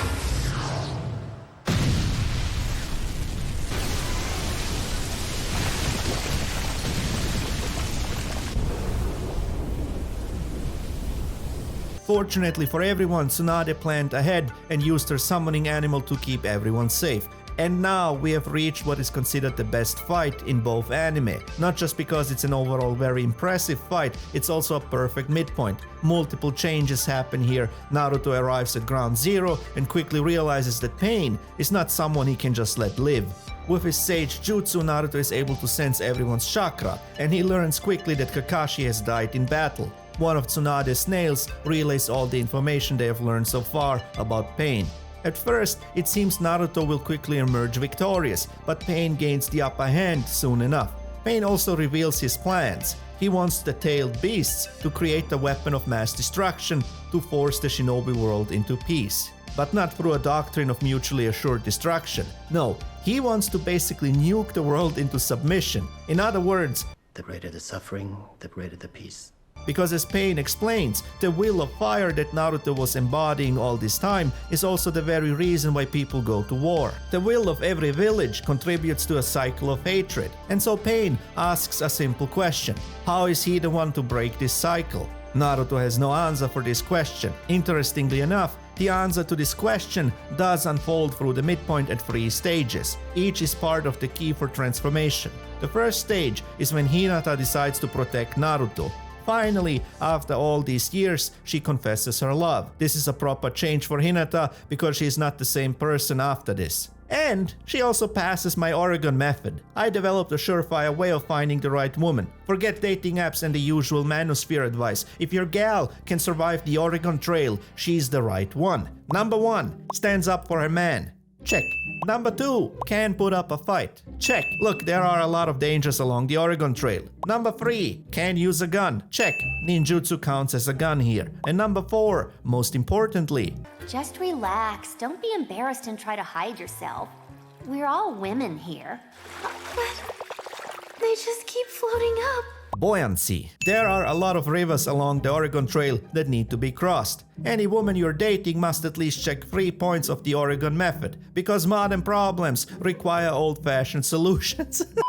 With Hinata comes the first part of the key for transformation: tell the truth. However, we soon discover that just telling the truth is not enough, and so when Naruto thinks Pain killed Hinata, all hell breaks loose. I have seen people complain about this stage of the fight, but I think it fits perfectly. Yes, the style changes a lot, but I think it's a great representation of two titans fighting. The characters seem to break the confines of their reality, and I still get pumped when I hear Pain's "Let's go." Let's go. As Pain keeps pushing the beast, more tails appear. Even he is impressed by its power.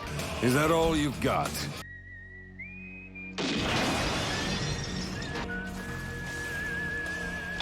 Not bad. In hopes of sealing Naruto away, Pain decides to use a technique called planetary devastation, a technique going back to the Sage of the Six Paths, who supposedly used it to create the moon. This is the same face I make after a feast with family in the Balkans, like 12 hours later.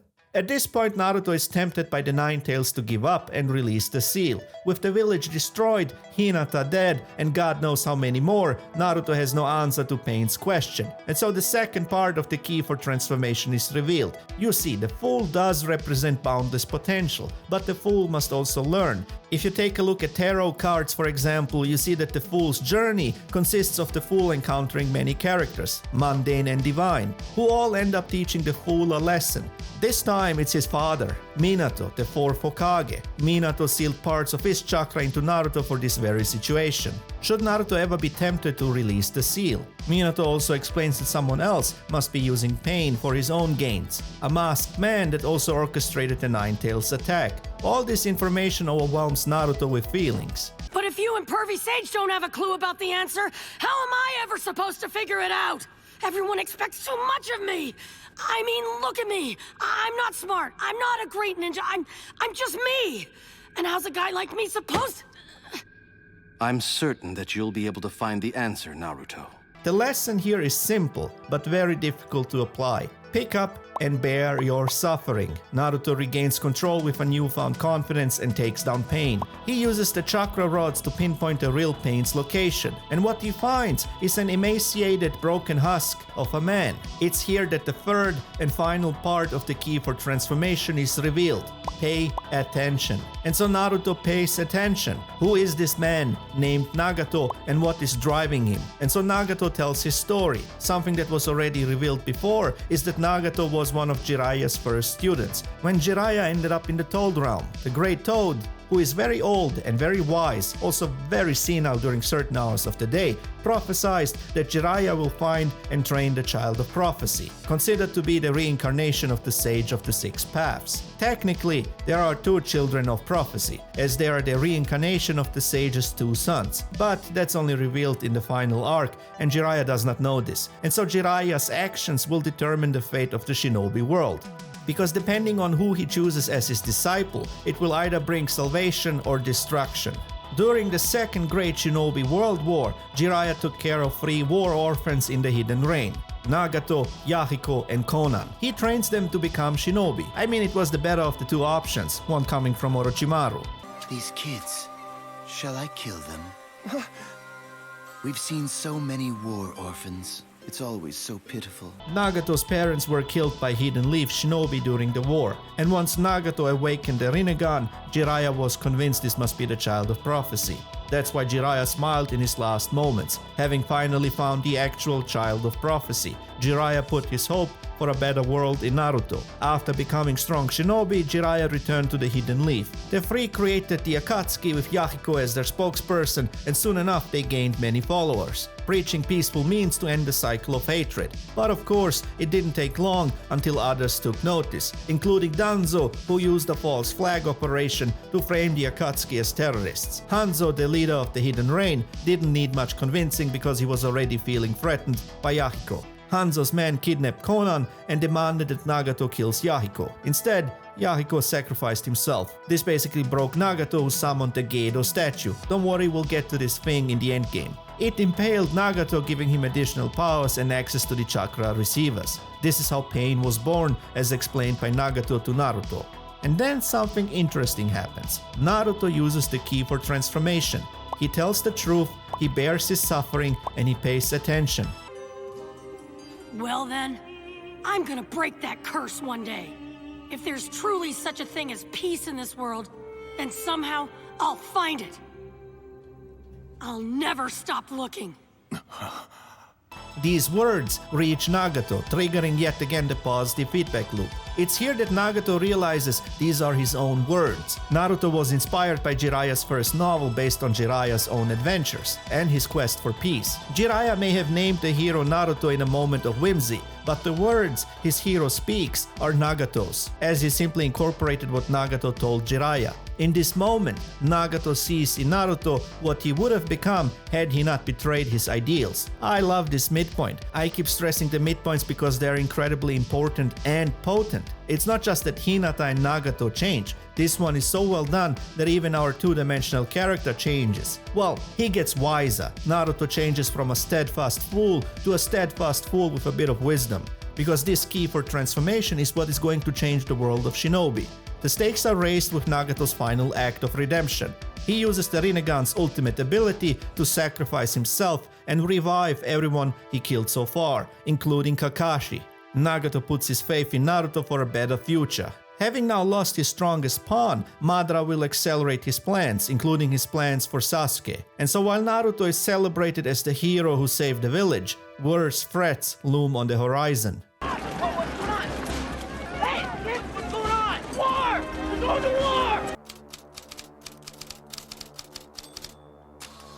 To say a lot of stuff is about to happen in the second half of Shippuden would be the understatement of the year. So for my own sanity and to keep this video under 2 hours, I will keep the focus on Team 7 all the way to the end. Don't worry, we'll still go through each arc and every character arc related to Team 7. It doesn't take long until things kick into high gear again. Tsunade is in a coma, having exhausted her medical jutsu. This creates the perfect opportunity for Danzo to take over as the 6th Hokage. His first order of business is to declare Sasuke a rogue shinobi and order his assassination. Not just because Danzo always viewed the last two Uchiha as a loose end, there is also mounting pressure from the other villages. The Kage convene at the 5 Kage Summit in the Land of Iron, which is run by the samurai, to discuss how to deal with the Akatsuki. This serves as the perfect opportunity for Madara to collect Sasuke's debt. Having failed to capture the 8 Tails, Sasuke is given the opportunity to take out Danzo at the summit. By the way, something I noticed, even though Talk no Jutsu has become a meme, and I did mention that Naruto often persuades his enemies away from their destructive paths, Naruto actually never convinces anyone of anything with just words. The one time he does try to use only words, when he begged the Raikage to spare Sasuke, he fails miserably. It's always a combination of action and words that work. Because remember, tell the truth, bear your suffering, and pay attention. Things continue to escalate when Madara crashes the summit, hoping Sasuke would be able to take on 5 Kage or at least weaken them while also pushing his Sharingan to new limits. Well, 4 Kage because Danzo bailed out the first chance he got. Luckily for Sasuke, Madara saves him last minute. Madara also explains his plans and gives the Kage a simple choice: surrender and hand over the 2 remaining Jinchuriki or face war. Madara wants to bring peace to the shinobi world as well, but his plan is even more twisted than Pain's. According to Madara, the legend of the Sage of the 6 Paths is true, and ages ago he tamed a monster known as the 10 Tails. The sage became the beast's Jinchuriki, and before his death, he split its chakra into 9-tailed beasts and sealed the remaining husk away with planetary devastation, creating the moon. This husk is the very Gedo statue Nagato was able to summon once he awakened the Rinnegan, and so Madara wants to collect all the tailed beasts, absorb them into this husk, and become its Jinchuriki to reach godhood. This way Madara can cast an all-powerful genjutsu known as the Infinite Tsukuyomi to trap everyone on Earth in a dream world to end all suffering and war. Yeah, it's the ultimate Gnostic horror show. Madara too is convinced that there is no way to escape the cycle of hatred. He then retreats to intercept Danzo and to give Sasuke a chance to tie up loose ends. Danzo goes down with honor in a last-ditch effort to take out Sasuke and Madara. I would consider this to be the lowest point for Team 7. Ironically, because everyone is thoroughly changed by the midpoint. Sasuke is committed to a path of revenge and destruction, even trying to kill Sakura.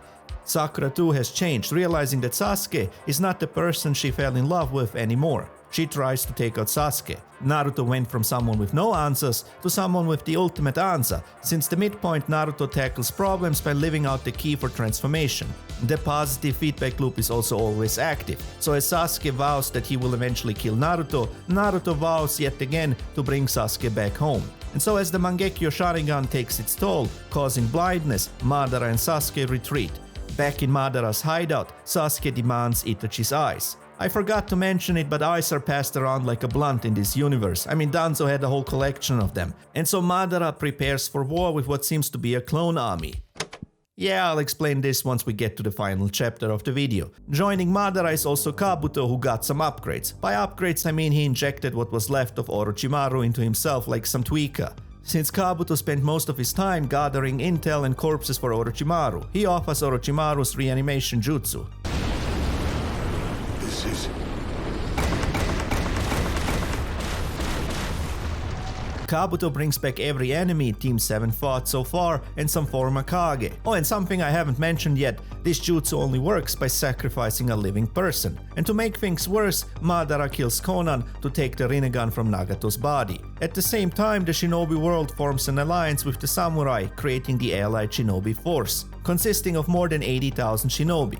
Tsunade is also back in action, and I'm not gonna lie, the ninja run looked always ridiculous, but I can also see why people thought they could storm Area 51 with it. Back out here live, we will have much more from the tiny community of Rachel. Naruto, on the other hand, is sent to an island to train with Killer Bee, to train how to use the Nine-Tails chakra effectively. Something that's very interesting about this entire build-up to the war is that Naruto has developed a shadow after the midpoint. He needs to incorporate his shadow to be able to use the Nine-Tails chakra. His shadow is suspicious of the support he now gets from the village. These people treated you like garbage, and now they cheer for you. How can you ever trust them? Asks the shadow. And so yet again, Naruto uses the key for transformation. He pays close attention to Killer Bee's story and discovers a way to integrate his own shadow. What now, huh? What am I supposed to do from now on? That's easy to answer.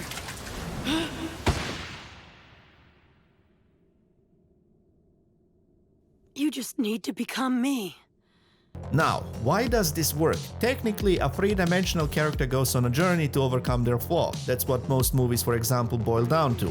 But why did it work for a two-dimensional character? Most stories would end here. Not Naruto's, because remember, he's part of a yin-yang, and so Naruto's journey can only be complete once Team 7's journey is complete. Naruto then attempts to separate the Nine-Tails chakra from the beast. He almost succumbs to its hatred, fueling even the shadow yet again. And just as it seems all is lost, Naruto's mother appears before him. Part of her chakra was sealed inside Naruto by Minato as well. Both parents died the night of the rampage. I know for many this just feels like a random deus ex machina, but it's par for the course. The fool met his father, he is confronted with fatherly expectations, and now he is confronted with a mother's unconditional love. With Kushina's help, Naruto is able to tame the beast and take its chakra.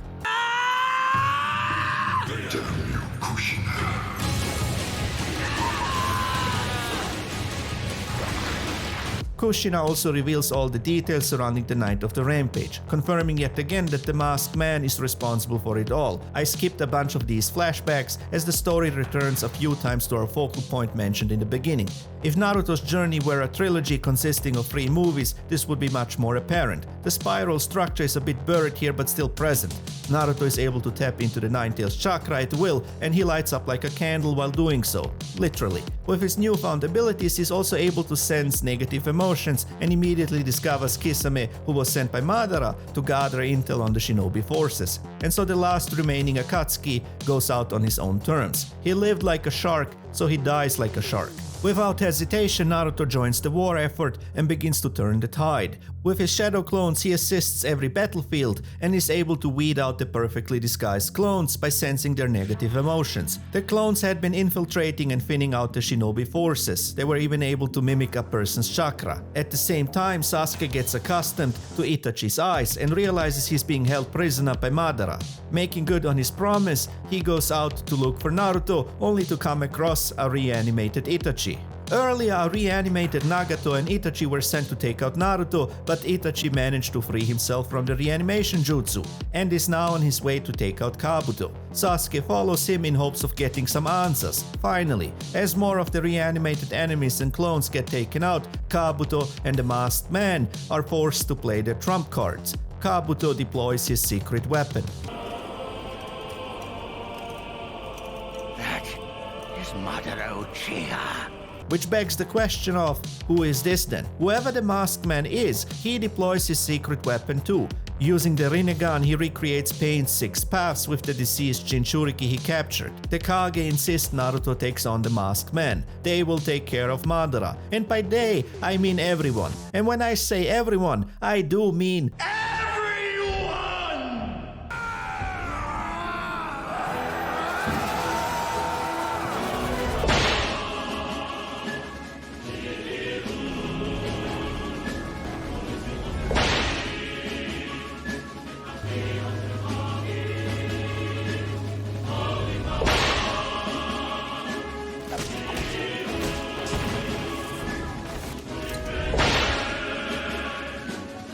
though it doesn't take long until Madara decimates the Shinobi forces with his prowess. To top it all off, seemingly for fun, he drops a meteorite on them. Lord Tsuchikage! Everyone, get as far away from here as you can!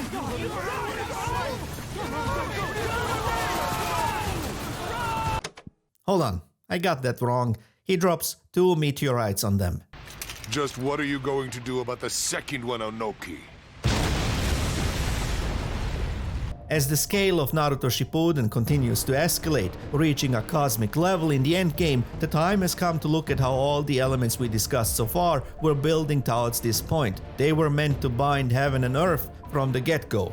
The yin-yang, the broken Tao, the ultimate fool and his positive feedback loop, the key phrases like will of fire and the key for transformation, they all point at the ideal village. Because the ideal village is not a location, it's a spirit. And to break the cycle of hatred and suffering, one must embody this spirit.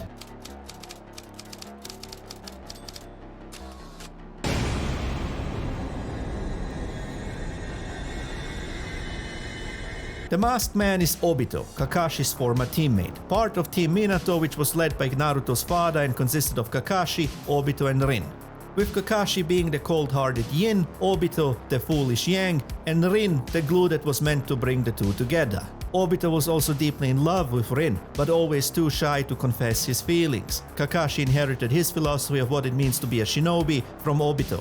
Obito was considered killed in action during the Third Shinobi World War. His only living legacy is the Sharingan he gave to Kakashi before he was crushed by boulders. In reality, Obito ended up in Madara's cave, where an elderly Madara replicating the ideal dream world. At first, Obito thinks the plan is just nonsense, but that is going to change quickly. Obito and Hashirama are my 2 favorite characters in Naruto.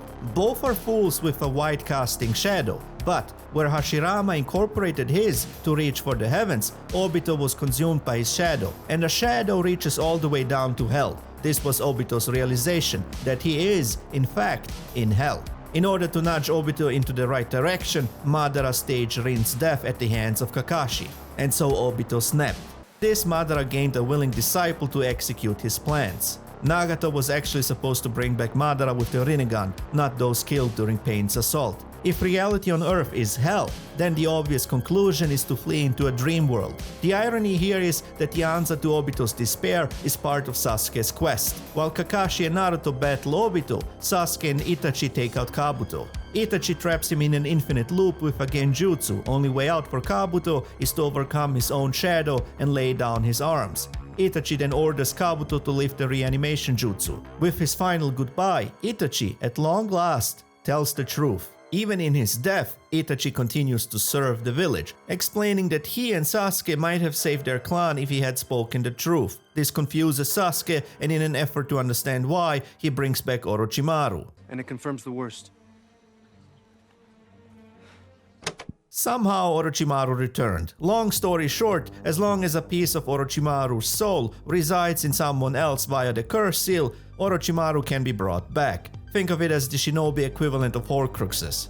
Going through the experience of, well, death by your own disciple has changed Orochimaru. He has developed a genuine curiosity to witness Sasuke's development. Sasuke wants to understand Itachi, but for him to understand Itachi, he must understand what is a village, which is why they return to the Hidden Leaf, and by sacrificing 4 clones, Orochimaru reanimates the first 4 Hokage.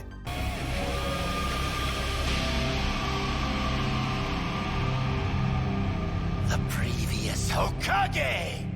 On the battlefront, Madara has managed to free himself from the reanimation jutsu as well. After leaving all 5 Kage for dead, he joins forces with Obito, who also prematurely summoned the Ten Tails. Yeah, things just continue to escalate, and so the entire fate of the world rests on one simple moment: the yin understanding the yang. Sasuke attempts to understand the will of fire by asking the Hokage why the village exists in the first place. If he accepts their explanation, he will join forces with the Hokage and drop into battle as backup. However, if he does not, he will together with the Hokage destroy what is left of the Hidden Leaf. Now, I could simply recap what Hashirama is going to say here, but instead we'll do something different. Remember what I said about the theme in the beginning? It acts like a Russian nesting doll. Our theme is supposed to scale upwards. It has to scale upwards. To understand how and why, I have yet again invited the world-renowned Professor Kermit.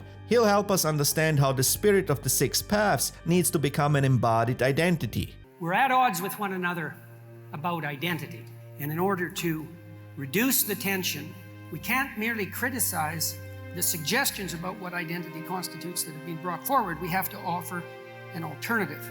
What identity must and should be, proposing that the 2 fundamental themes that we would address would be those of faith and responsibility. And I suggested that faith is the kind of courage that allows you to welcome the possibilities of the future with open arms. And I say possibility because the future is the manifestation of possibility into actuality. And we look into the future and we cast upon the unknown landscape of the future a vision that provides us with hope and security, because that's what a vision does. And then we bear the responsibility of attending and acting in a manner that makes that hopeful and security providing vision possible. And then you might say, how does a proper identity unite faith and responsibility? And I would say that it does that in a subsidiary manner, in a hierarchical subsidiary manner. Now I'm going to tell you a little story. It's a very simple story, but simple stories scale upward. And that's Jacob's ladder. Jacob's ladder, that's the eternal liana, the vine that unites the material and proximal realm of the earth with the eternal realm of heaven. How do we construct and climb Jacob's ladder? How do we comprehend it? When I taught him to set the table, but that's not right, equally messy. And you'll ask your 2-year-old, why didn't you clean the room? And he will just look at you because he doesn't know what clean your room means. So you can take the 2-year-old and you can say, hey kid, you see that teddy bear? Go over there and pick up that teddy bear. So then he does that and he looks at you, and then you can say, you see that space on the shelf there? He goes, yes. He says, you take that teddy bear and you put it in that space in the shelf. And he'll go over and put it in the space in the shelf, and then he'll look at you and you can pat him on the head. And then if you teach him 100 micro routines like that, very carefully, you can tell him to clean his room and he knows how to do it. And that's how we build ourselves. And that's a little vision. It's a little vision. It's a micro vision that what the room would look like if the teddy bear was put in its proper space, right? And it's not a glorious macro vision of how to unite heaven and earth itself, but it's the proximal beginnings of exactly that process. We scaffold ourselves upward from the finite to the infinite. And it's the entire scaffold that constitutes our identity. So my son, he's 18 months old. I'm having him help set the table. He's learning to set the table, right? And then he sits at the table with the people that are there, and he's learning to share food, and he's learning to take turns, and he's learning to be hospitable, right? And so you can see that that starts to scale upward, right? And that's part of taking his proper role in the family, which is a broader form of sharing, and the beginnings of his ability to play properly with others, and then to take his position as a potential friend in the community, and then to mature. And as he matures, the scale of his vision expands step by step until it encompasses not merely what he wants in the short term, but what would be good for him in the medium to long term. So the temporal scale of his vision expands, and not only so that he accomplishes or attains what's good for him, but so that he does that in a way that incorporates more and more other people into the expanse of his vision. And so by the time you start to operate as an adult, you can take responsibility for yourself, and then you take responsibility for your partner, and they do that with you, and the two of you take responsibility for your children, and that gives you the satisfaction and the adventure and the responsibility and the burden and the meaning of your family, and you embed that in your community and you take responsibility for that. The spirit that infuses that entire hierarchy and that stands at the top is something like the spirit of goodness itself. And the identity that you have is all of that stretching from lowest to highest at once.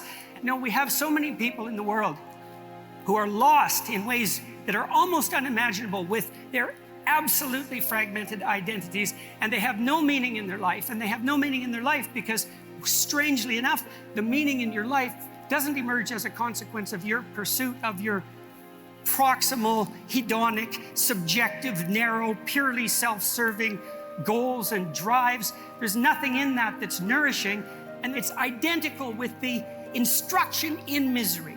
And you want to be outside yourself, serving a higher purpose, and maybe you're cynical about that, but you can think about it technically. Well, why do you bring a fork to the table? Well, so that you can put a plate beside it. And why do you put a plate at the table? And it's so that you can set the table to serve your family, to share food, to bring together the people you love in something approximating harmony as a microcosm of the entire cosmic order. And you can replicate that at every level of complexity, all the way up to what's at the pinnacle. You find that meaning in service, and that service is in service of that harmony that makes up the entire Jacob's ladder.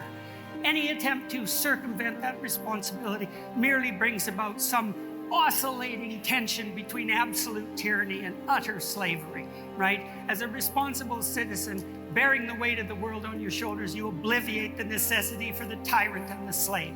Tilt the world towards heaven and away from hell. Hashirama and Madara initially founded the village as an antidote to chaos and suffering, tired of the constant fighting and senseless death. You see, the 6 paths, as they appear in Naruto Shippuden, might as well be called Jacob's Ladder. The actual term goes back to Buddhist cosmology. The 6 paths are the 6 worlds where sentient beings reincarnate depending on their karma. As karma is the source of suffering, the goal is to stop the cosmic cycle of suffering by attaining nirvana. That's why it scales upwards. It actually scales across all dimensions, past, present, and future. Hence why I called it a Burkean narrative. The village exists because life is suffering. But what follows are also pitfalls of how to end suffering. Every villain in Naruto is a play on one of these pitfalls. Nagato put suffering on top of everything, as the source of community. He tried to break the cosmic cycle artificially and with force. Each pain is actually named after one of the cosmic paths. This is also why I think Kabuto ended up in an infinite loop. He is the most extreme opposite of Naruto. With no sentimental ties and technically an artificial body, Kabuto is the ultimate atomized individual, lacking any sense of self. So the obvious solution is to put him into a loop from which he can only break out of by discovering himself. It always starts with yourself. Naruto aligned himself properly. If life is suffering, then what is the point of it? The point is to align yourself with the spirit that alleviates suffering, to unite heaven and earth, and you do that by embodying the very spirit of all that is good. In this case, the Hokage. Hokage means fire shadow. Fire as in the will of fire, and shadow is just a synonym for spirit. And right at the very first episode, Naruto announced that he will embody the right spirit. Me, Naruto, the next Hokage, a ninja legend! Because only the ultimate fool would be dumb enough to think he can break a cosmic cycle. This is why he is the first to befriend all the tailed beasts and learn their names. And this is also how Naruto gets through to Obito.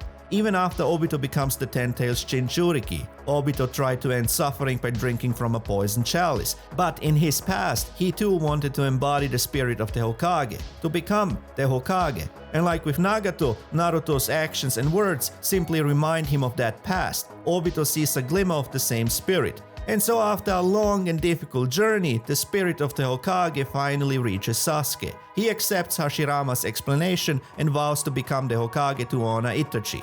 Soon enough, the army of all that is good assembles. It's about damn time! I've been waiting, Hashirama! I'll deal with you later. First, I have to stop the Ten-Tails. After all, he's charging right towards us.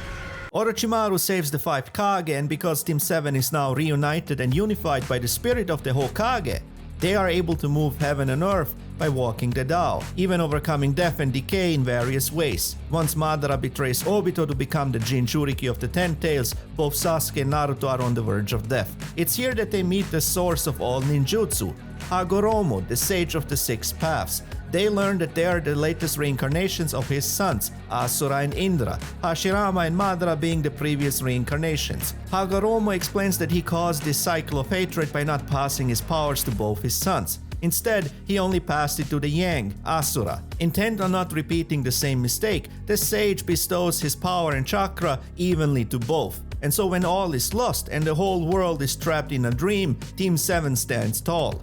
Now, we have seen what happens to people who embody the right spirit, but what happens to those that do not? And what if the spirit that had been whispering in your ear all these years is not your own will and volition, but that of a demon? A demonic whisper which beckoned you to drink from a poison chalice? Well, for those people, the chickens come home to roost. It's time you woke up. It's all over.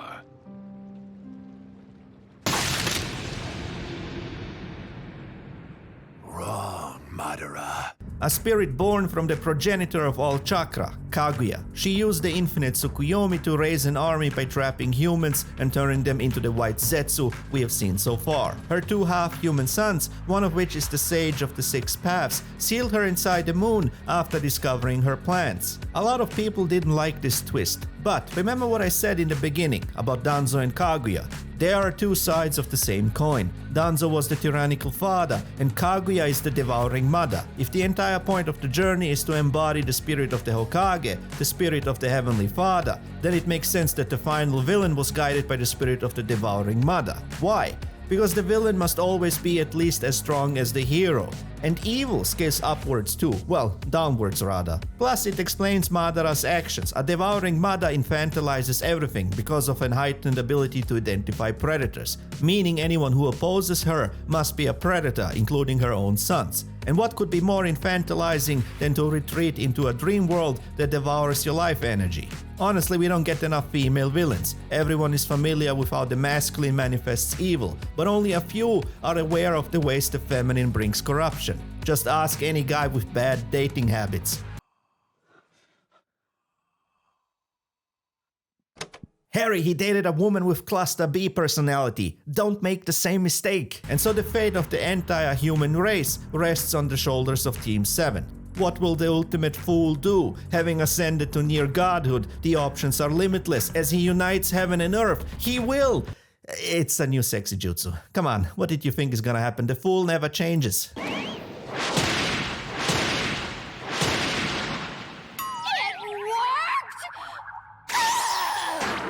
Everything was building towards this moment. Team 7 acts in true unison, and so the yin and yang finally come together, physically and metaphorically bound by the glue.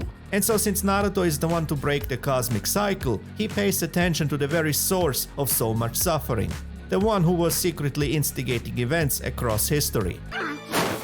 It's time for you to get over yourself!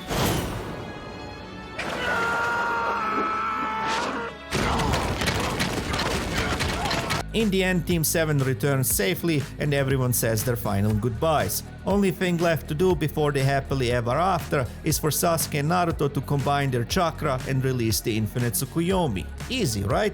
No more surprises, that's it. Yeah, there is a reason the glue keeps getting knocked out. Sasuke seals the tailed beasts away with the intent of killing them together with the 5 Kage, as he blames the Kage for the dire state of the Shinobi world. Sasuke fell into the same pitfall as Nagato. In an attempt to imitate Itachi, he put suffering on top of everything. Through a revolution, he wants to pick up and bear all the suffering as the sole Hokage. As this goes against everything that was part of Naruto's journey, we find ourselves yet again at the edge of the world where 2 anime protagonists duke it out while shouting their ideologies at each other. But this time we do discover what happens when an unstoppable force meets an immovable object.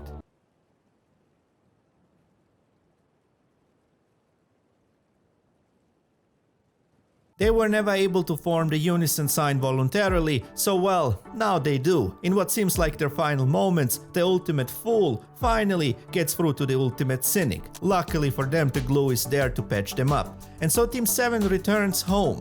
Sasuke pays for his crimes by assisting the village from the shadows, and Naruto studies to become the Hokage, ready to embark on a new stage of his life. And that's the storytelling of Naruto. Is it perfect?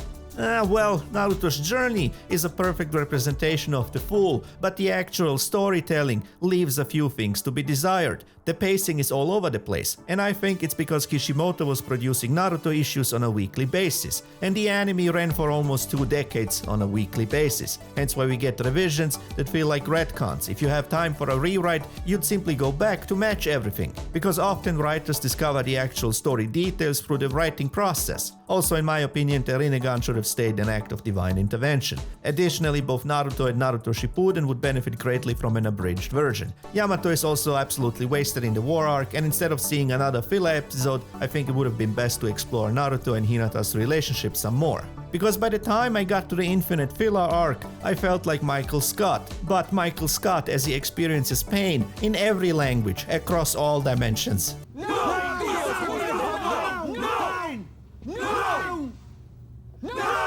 So let me know in the comments what you think of my breakdown. Is there anyone who has a better fool's journey than Naruto? And if you have enjoyed this video, consider dropping a super thanks or become a member. Or join my Patreon. I'm offering interesting perks like access to my screenplays. Major League Drones, for example, has been optioned off with a shopping agreement recently. Hopefully this means you only have a limited time to read it because someone else will be its owner soon. Be sure to check out the rest of the first season of Narrative Arcade. And in any case, always remember this. Life is suffering, but Chevapi helps you transcend it through heart disease.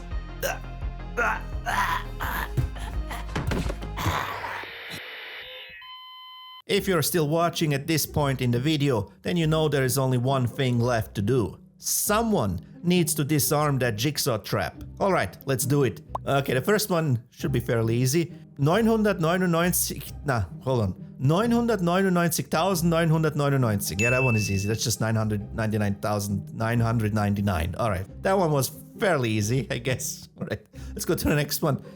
Rindfleisch-Etikettierungsüberwachungsaufgabenübertragungsgesetz. Rindfleisch-Etikettierungsüberwachungsaufgabenübertragungsgesetz. I have no idea what this even means. I can't translate it into English. I can't translate it into English. I have no idea. This is the kind of crap that only government bureaucrats come up with. All right, let's see the next one. Grundstücksverkehrsgenehmigungszuständigkeitsübertragungsverordnung. Grundstücksverkehrsgenehmigungszuständigkeitsübertragungsverordnung. Okay. Oh my god. Alright, next one is Donaudampfschifffahrtselektrizitäten-Hauptbetriebswerk-Bauunternehmer. What? Donaudampfschifffahrtselektrizitäten. Donaudampfschifffahrtselektrizitäten. Okay. Donaudampfschifffahrtselektrizitäten Hauptbetriebswerk-Bauunternehmen. Oh mein Gott. Betriebswerk-Bau unter. Was? Betriebswerk-Bau unter Beamtengesellschaft. This is just ridiculous. Oh my god, this is just ridiculous. Donaudampfschifffahrtselektrizitäten Hauptbetriebswerk-Bau unter Unterbeamtengesellschaft. I don't know if Jigsaw is gonna let this one slide, but let's just say, fine. Let's do the last one. Rinderkennzeichnungs-Fleisch, Etikettierungsüberwachungsaufgaben, Übertragungsgesetz. Alright. Rinderkennzeichnungs-Fleisch, Etikettierungsüberwachungsaufgaben, Übertragungsgesetz.